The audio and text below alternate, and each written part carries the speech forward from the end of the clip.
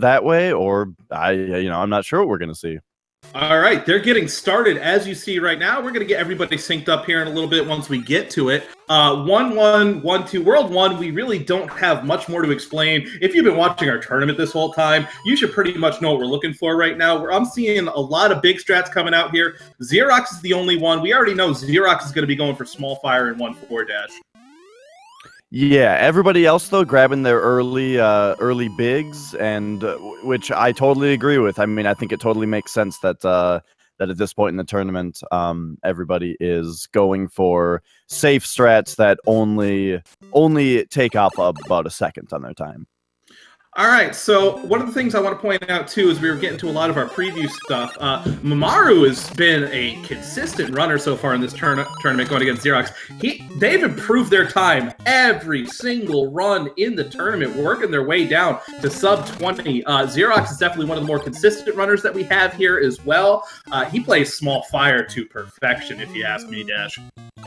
Yeah, and it looks like Roopert actually just took an early mistake here on that weird Goomba jump. He got a weird Goomba and ended up falling into the pit, so that was very unfortunate. It looks like he is going to run damage control here by just busting up to the top and running across the top for 1-2.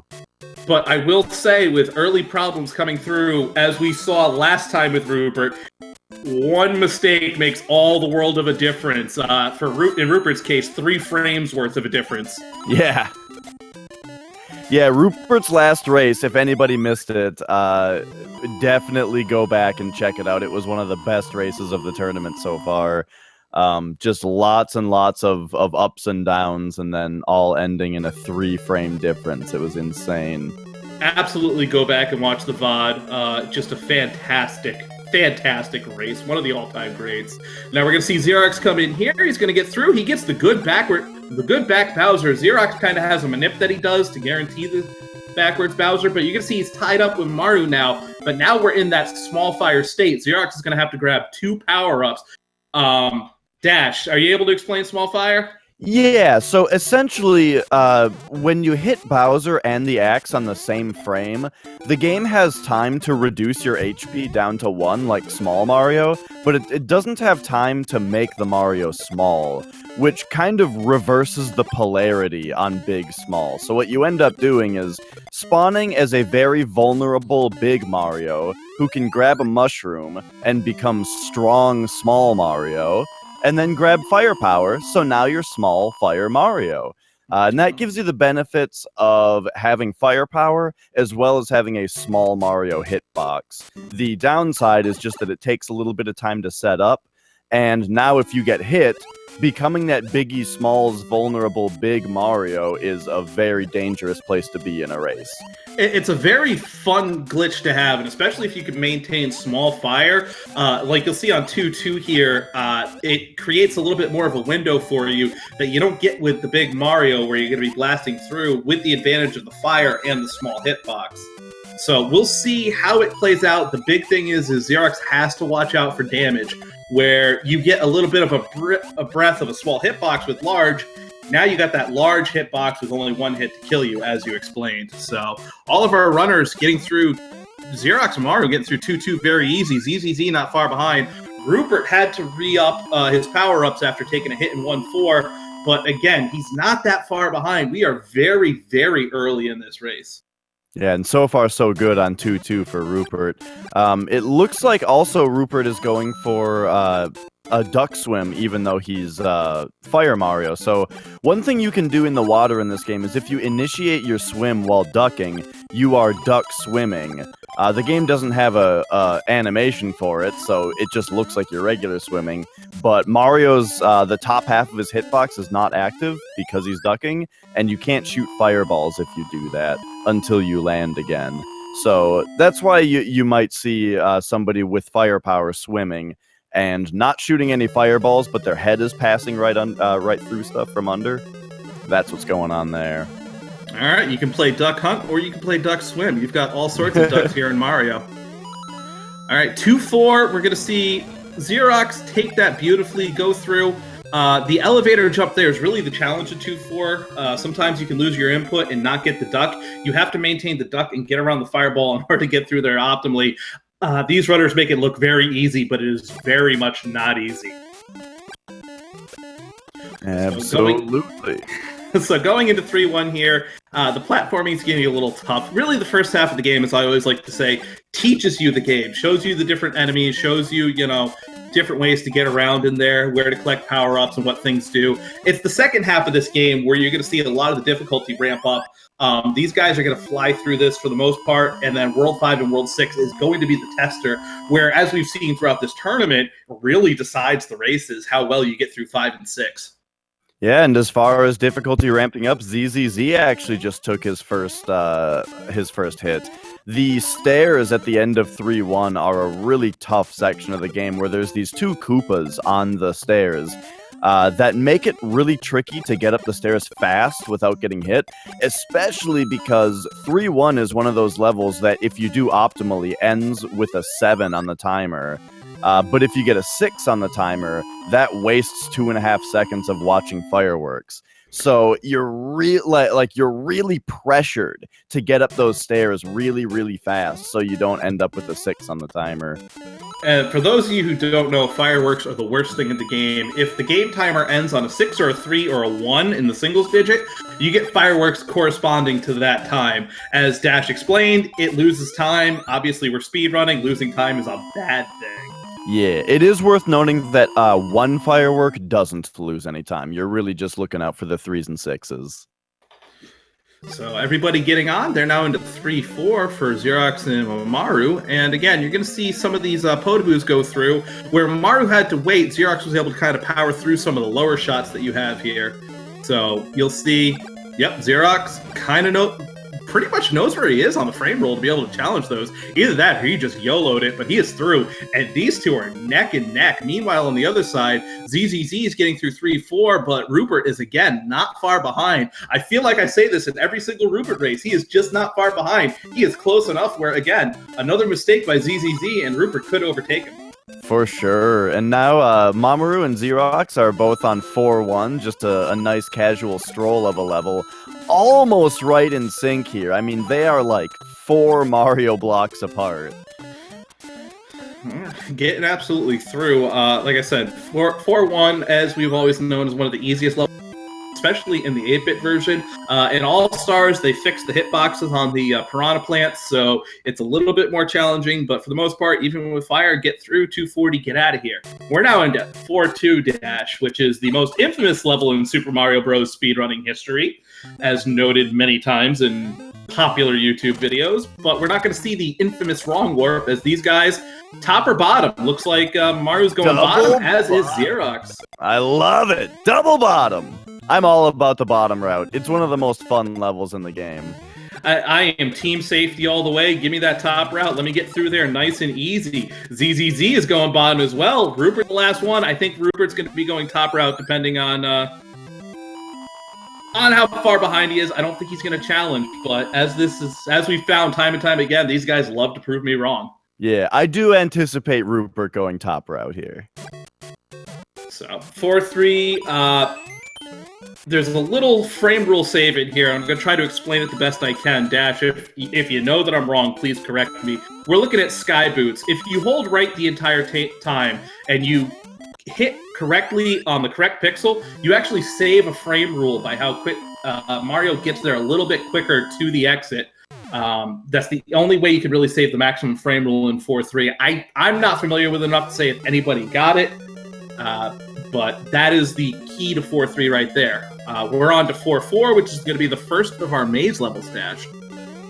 Yeah, so 4-4, I mean, the runners take kind of a weird path through it. You can see on Xerox's screen that having small fire allows him to run straight under one of the fire bars, which is just a tiny little time save that you get by being small, while the other people have to kind of limbo under it. So that's fun.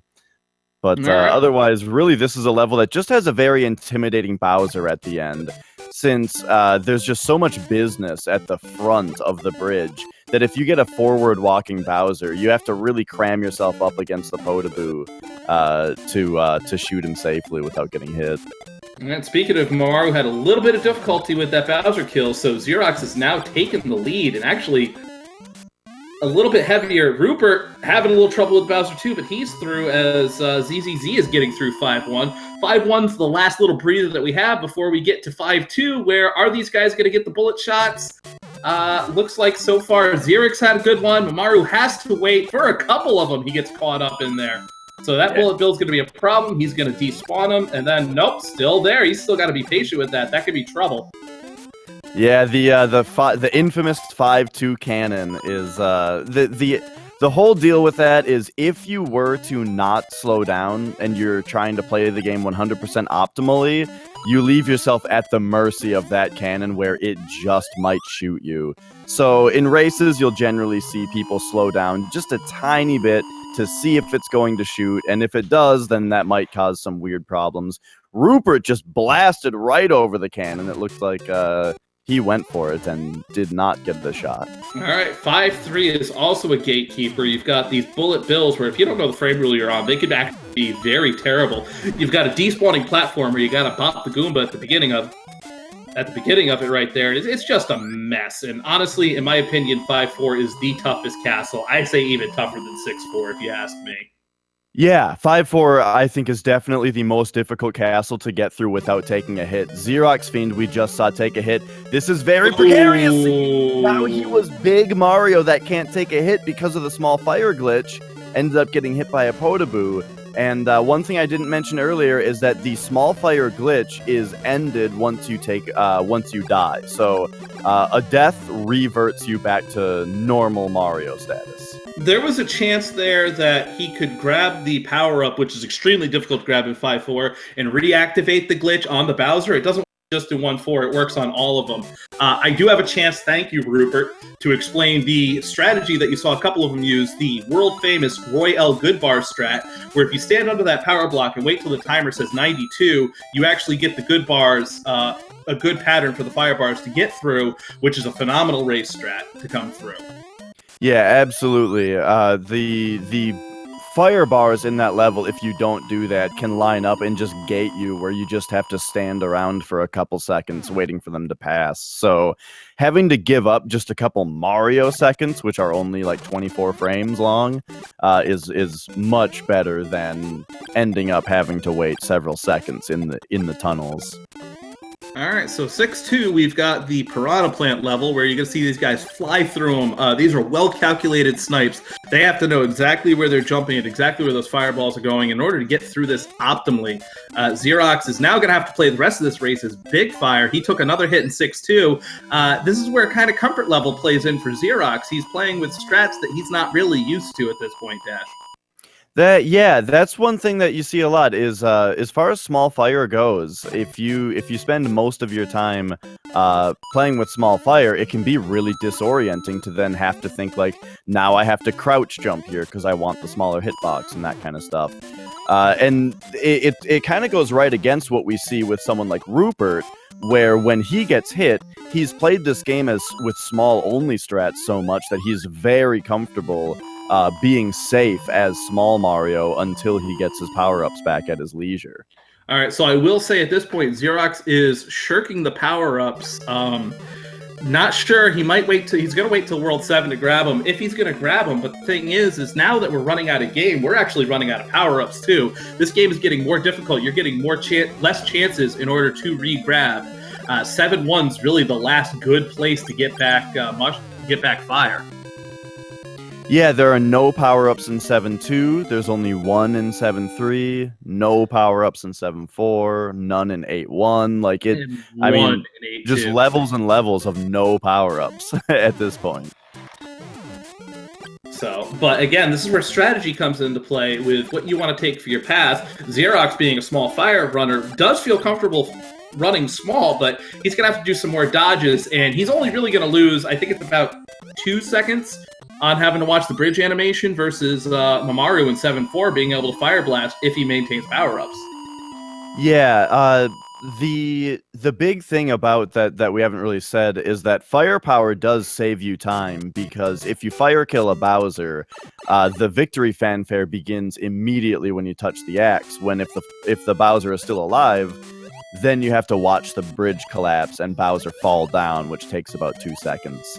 So at this point, though, World 7 is the only Bowser left that's timed, since time ends when you touch the 8-4 axe, regardless of whether you fire kill them. So at this point, firepower, besides being safe, doesn't really save as much time as it takes to collect the power-ups anymore. Absolutely. Everybody is now into 7-2. Roopert, ZZZ, and Maru are all powered up. And again, Xerox is probably going to go small here for the rest of it. He has run any percent quite effectively, too, if I might add. So World 8, he probably has some comfort in running as small, unpowered Mario. And again, we're seeing the different strats in 7-2. Oh, Roopert just took a hit. So the crouch swimming that he was doing as Fire Mario was it just kind of put him in a tricky spot there, where there was a cheap coming directly at him, and he couldn't just shoot it with firepower. He had to do a tricky swim over it, which ended up getting him hit. Even though the crouch swimming did kind of save him a little bit earlier when he was able to get through the choke point a little bit faster. So there's definitely ups and downs to whatever strategy that you pick here. There's going to be pros and cons, and at the end of the day, it's going to be whatever you feel comfortable with. I think at this point, Xerox is saying small only the rest of the way. Roopert's going to say that as well. ZZZ and Mammaru are obviously powered up. We're into the second of our maze levels here at 7-4. You're going to see a weird path for them to take, but this is the only way that you can advance the game, unless you want to be in an endless loop. ZZZ and Mammaru are just cruising through it right now.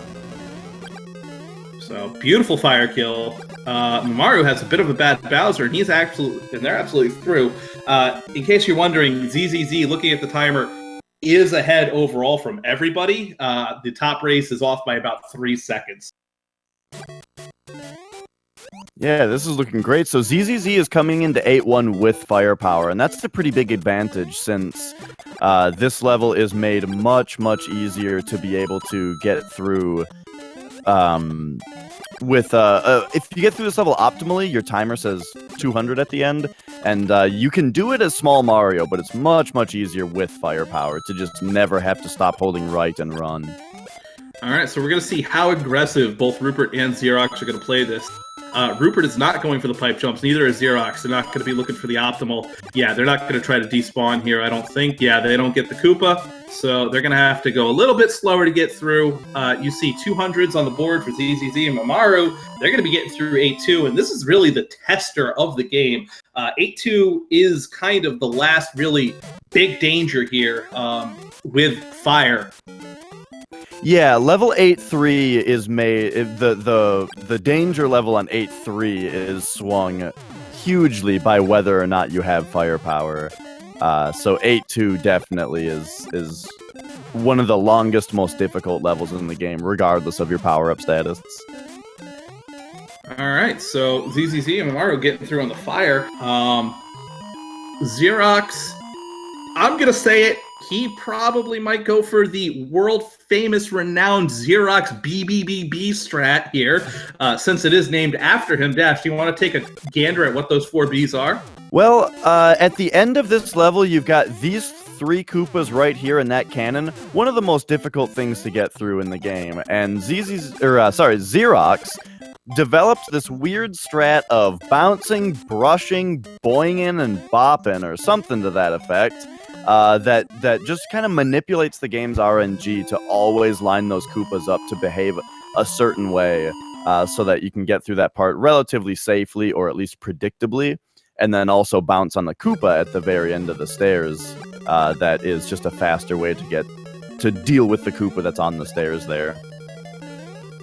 All right, and, I can never remember what the B's are. I'm sorry. That's why I usually pass it off. So 8-4, we're into the final challenge. Maru, beautiful job on the pipe jump there. Did not see if ZZZ got it looking up through there. So they're going to be coming in through the final swim here. This is really going to be the last test for him. Roopert, takes a dive in there. That's going to put him behind. It's really ZZZ's race to lose. Looking coming through here on Xerox as well. For Maru, So ZZZ coming through the last room, blasts the hammer bro, comes through, up and through, doesn't get hit. He is done. 1934 on the timer. Mammaru's done. 1943 on the timer. We've got 1944 and 49 respectively for them on SRL. Mammaru and ZZZ are your winners for today. Yeah, the jumps right through the hammers is so cool. I love to see it. When you have firepower, you might as well just jump right through the hammers, since if you get hit, you win anyway. But if you don't get hit, you know, then it's faster than fire killing the Bowser. All right, so coming up through, Xerox up and over, doesn't take the hit. He's done. Final time, 2013 for him. Fantastic time. SRL time of 2018. Roopert finishing 2014.3. He is done as well. GG's to all the racers. That was just an amazing time. Yeah, so much action going on for so long, and just like that, it's all over. Everybody finished pretty quickly with each other. Everybody in 8-4 at the same time, and it's always exciting when everybody's in 8-4 at the same time, because you know it means that, like, so with Roopert and ZZZ, even though Roopert was behind most of the race, since he kept up enough to be in 8-4 at the same time as ZZZ, I mean, any mistake from ZZZ could have then swung the race back over in the other direction. Same thing happening with Mammaru and Xerox on top. So it's always so exciting when it gets down to the wire, everybody in 8-4 at the same time. All right, so now joining us, we have both Xerox and Roopert in with us. We'll start with Xerox coming through. Solid run with the fire strats up until you got the unfortunate hit, 5-4, I always believe. Considering that you kind of just got in, loaded up the game, and ran, how did you feel about that run? Yeah, first of all, I want to apologize for being late. I had a complete brain fart. And so, yeah, I haven't touched the game in a week, and I'm in a lot of pain, but dealing with a neck injury. So this was a weird one. But it went all right. I have no idea how my competitor did. So I just kind of tried to run the best race I could. 5-4, I just kind of had a flub and kind of forgot where I was. And yeah, I don't know. All right. Well, first off, I hope you feel better on that neck injury. That's terrible news to hear on that, to be honest with you. A bad neck is just awful to deal with. Now you want to throw on headphones, stare at a screen, get real, stiffen it up. That's definitely something to overcome on.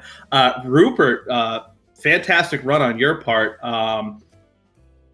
Go through a little bit of what happened there. You did have the unfortunate death in 1-2 that kind of put you again behind the 8-ball.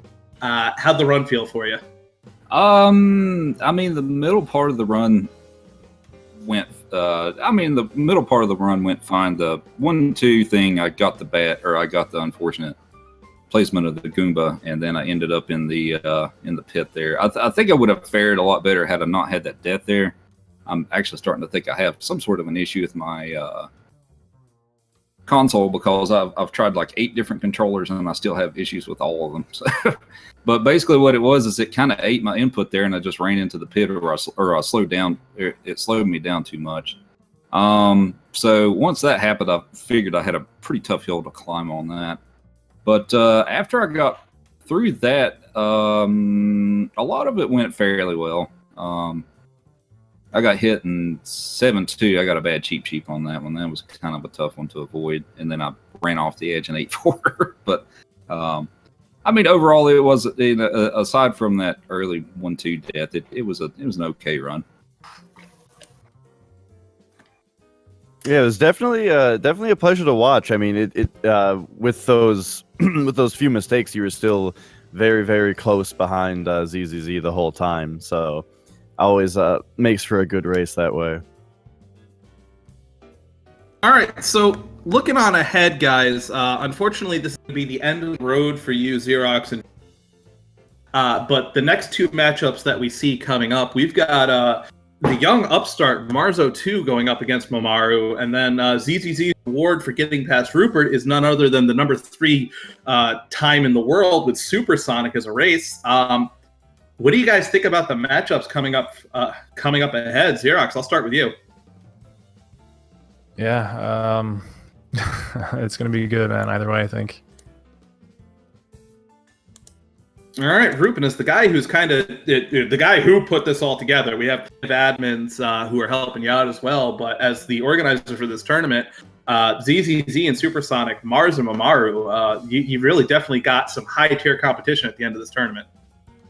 Oh, absolutely. It's hard to pick a winner between either of those races, honestly. Like Mars has been doing a great job lately with his races, and Mammaru is pretty consistent with his as well. So I honestly couldn't, with that one, I can't pick between the two of who would win that one. And then Supersonic and ZZZ, they're both great players too. ZZZ has a lot of consistency, and Supersonic has he's got the third best time and all that too. So it'll be an interesting race to see too. And I feel like with any of those, it's whoever makes one mistake or something could lose the race is kind of the deal with those. Yeah, we're definitely getting down to that thin of the wire where we're going to start seeing races, absolutely, where it's basically two perfect runs, except the one person who makes any mistake is going to be that much behind. So coming up now with you being out of the tournament, what's your plan on Mario 1? Are you looking to be playing other games or playing more Super Mario Bros. Still? I might try to push my PB down a little bit, but I kind of have some other interests at this point. I've got a few other categories I'd like to get into, which actually a lot of that's been kind of put on hold right now because I'm hunting for new plays and all that stuff. So that's kind of taking priority over everything else right now. But yeah, I've been thinking about maybe getting it back in the 95X at SMW, the no cape category, or maybe running some lost levels and stuff. I got a few projects I'd like to get into here sometime pretty soon. Yeah, Rupert the Mario busybody, always at work. Mario Maker is out as well. I've seen you playing that, so yeah. I just want the all 500 world record to come back home to Rupert. That's what I'm calling for right now.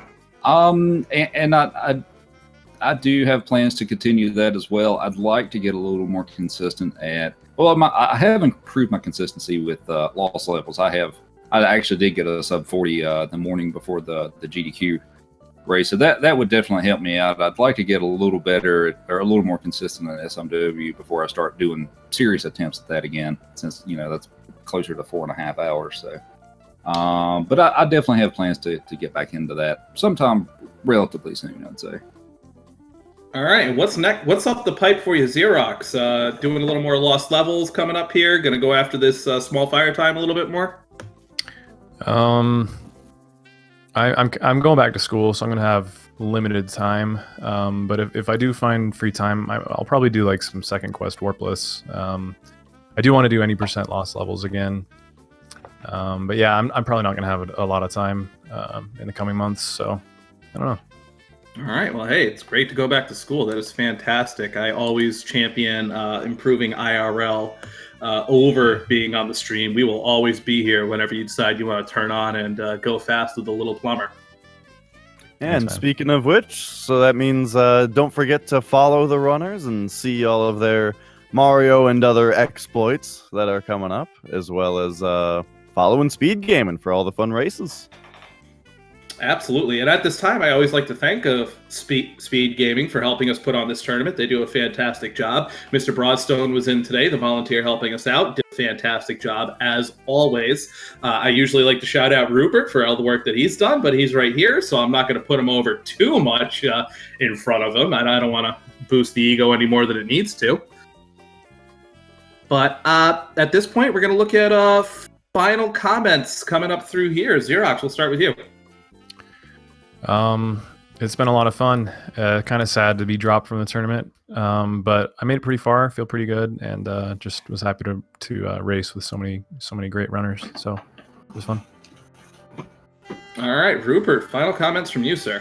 For me, I feel like it was a pretty good run through the tournament. I feel like I made it a little farther than I had initially anticipated, but it was a good run. It's it's always unfortunate when you get dropped from the tournament, but I can't be disappointed with the run I had, especially with the the level of competition that we've had this year has just been absolutely brutal. So I feel, in one way, I feel pretty fortunate to have made it this far. But best of luck to ZZZ coming facing Supersonic for the next race, just wishing him the best on his future races.